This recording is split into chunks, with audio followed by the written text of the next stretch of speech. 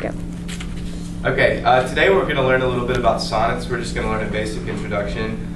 You guys can go ahead and disregard the second sheet that has two parts to it. That's going to be part of the assessment at the end. So right now we're just going to focus on the first sheet that I handed you with the two sonnet examples. Sonnet is basically a form of poetry. It was invented by a man named Giacomo da Lenti in Italy in the 13th century. Basically what a sonnet is it's 14 lines of poetry. And sonnets are known for their very strict form, their strict rhyme scheme. Basically, if you were able to write a sonnet, you were kind of demonstrating that you were an accomplished poet.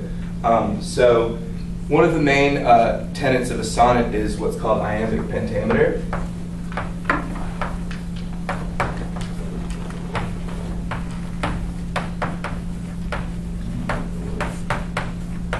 And this is just basically a type of meter, and it describes most sonnets, especially the ones that I gave you.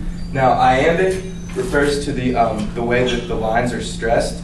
So if you guys will refer to your first sonnet here, which is Whoso Lists to Hunt by a very famous poet named Thomas Wyatt, I can show you how it is iambic.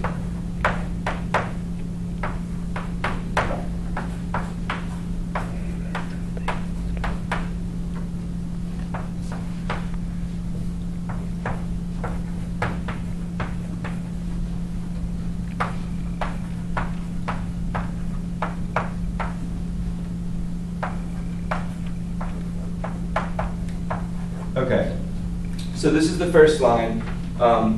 What we have here, we have basically, we can break it up into feet, which also, I guess I'll just explain it all at once. Iambic, it means that there are 10 syllables. It starts stressed, or excuse me, it starts unstressed, stressed, unstressed, stressed, unstressed, stressed, unstressed, stressed. Pentameter just refers to the fact that there are 5 feet. So, whoso lists to hunt, I know where. Did I break that up right? Yeah. More so, less. But basically it goes like this. So, whoso lists to hunt, I know where is and time. So we have an unstressed, stressed, unstressed, stressed, unstressed, stressed, unstressed, stressed syllable. And that's how you break down the lines. That was very hard for poets to conform to, and it's just basically one of the marks of a sonnet. Sir Thomas Wyatt, like you have right here, was one of the people that kind of started using the Italian sonnet, and then someone named Surrey adapted it to English and started using a different type of sonnet because there are less rhymes in English. So I'll show you guys basically, there are 2 forms of sonnets. Well, there's more than 2 forms, but there are 2 forms that are the most common. You have in English, and it's also known as a Shakespearean sonnet.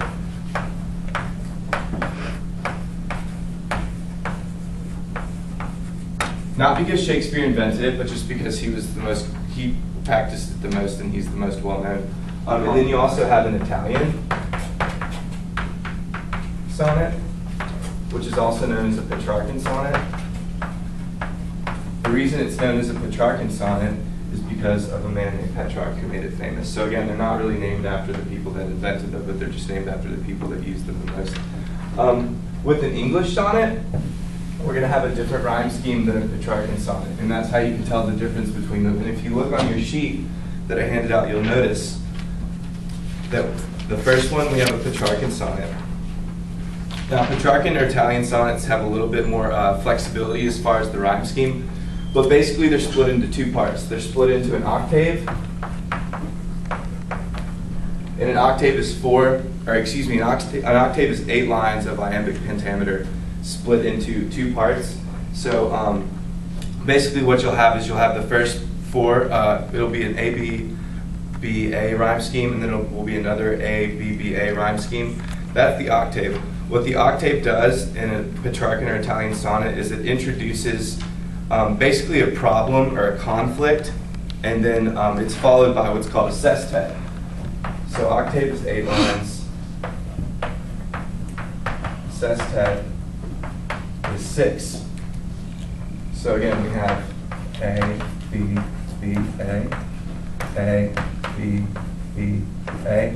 And if you refer to the first poem, the Petrarchan sonnet, Who So Lists to Hunt, we have hind, more, sore, behind, that's A, B, B, A. Then we have a repetition, we have mind, a for, therefore, wind, that's another A, B, B, A. And then in the sestet, what we usually get is a turn, and it's usually signified somewhere in the sestet, usually in the 9th line. And what that does, or a volta, it's a turn or a volta. And what that does is it introduces maybe like kind of a turn in the poem where there's like maybe an answer provided to the conflict or something of that sort. The sestet is 6 lines, and there's actually like 2 or 3 different ways that those lines can be rhymed. But the one that I used here, and the most common one, is it's CDE, CDE. Like that. So you see we have 8 and 6, which makes 14 line sonnet. And if you look at the last 6 lines of Who So Lists to Hunt, you have doubt, vain, plain, about, am, tame. So you see the rhyme scheme there. Now, you can also see kind of where the turn or the volta comes in. This is a poem that Sir Thomas Wyatt wrote kind of about pursuing Anne Boleyn, who was, the lover of someone else, and he's following her through the woods. So you get that development in some of these lines, and then you find out, in the 9th line, which reads, as well as I may spend his time in vain. You get the word his time in vain, so you find out that the person he's pursuing is already taken up by someone else. So that's where the turn comes, and that's what I was talking to you about, how you learn something different in those lines that kind of provide either an answer or like kind of expound upon the first. So that's a good gloss over of the Petrarchan sonnet. So now we're going to go to the English sonnet. And again, they had to adapt this sonnet form because the Petrarchan sonnets were originally translated from Italian, and Italian has more words that rhyme than English, so they had to make up a new form. This is the form most popularized by Shakespeare. If you look here, I have a really famous example that I'm sure you've all seen in high school by William Shakespeare. It's called Sonnet Number 18, but of course most people recognize it by Shall I Compare Thee to a Summer's Day. And with this we can actually see, as well as with the first one of the most common themes of sonnets, especially in the Elizabethan age, in earlier sonnets, is an unrequited love or a timeless love. And so we definitely see that in both of these. But if you refer to the Shakespearean sonnet or the English sonnet, we'll notice that it has a different rhyme scheme than the Petrarchan sonnet, and that was again to accommodate the fact that English words are very different from Italian. So with the English sonnet, you'll notice we have an ABAB, which you can see with day, temperate, May, date.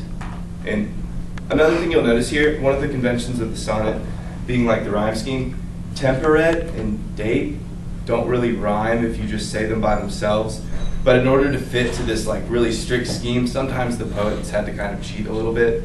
So you're supposed to read temperate like temperate, so it rhymes with date. It's just a funny little thing to point out. We also have the next rhyme scheme, which is shines, dims, declines, untrimmed. So that's CD, CD. And then we have fade, oest, shade, growest. That's EF, E, F. So we have 4 sets of 4. So basically we have 3 quatrains that make up the first 12 lines of this sonnet. Quatrains being lines of 4. We have 3 of them that make 12.